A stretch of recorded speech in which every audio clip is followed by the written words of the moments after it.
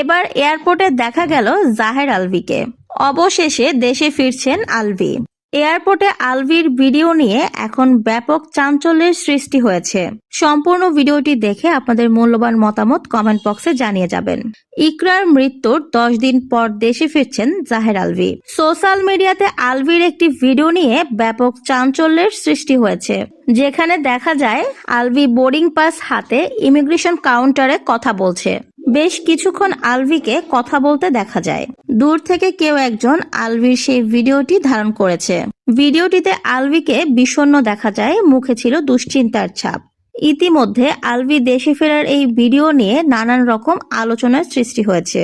এর আগে নেপাল থেকে আলভির বেশ কিছু অডিও এবং কল রেকর্ড ভাইরাল হয়, যেখানে আলভিকে বলতে শোনা যায় দেশে ফিরতে চান তিনি, তবে দেশে ফিরলে তার উপর হামলা হতে পারে, পুলিশ তাকে অ্যারেস্ট করতে পারে, কিন্তু তার হাতে কোনো টাকা নেই।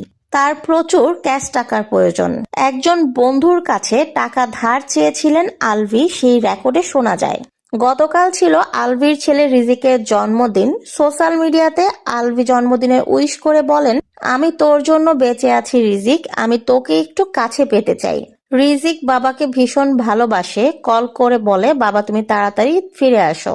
ভিডিওতে আলভি কেঁদে কেঁদে বলে, রিজিক আমাকে দেখতে চায়, আমি রিজিকের কাছে ফিরে আসতে চাই, আমি ছেলের কাছে আসতে পারছি না। তবে আলভি এবার সত্যি সত্যি দেশে ফিরছেন। দেশে এসে আইনের মোকাবেলা করবেন তিনি, ঠিক এমনটাই ধারণা করা হচ্ছে। কেউ কেউ বলছে এই ভিডিওটা নেপাল এয়ারপোর্টে ধারণ করা ভিডিও।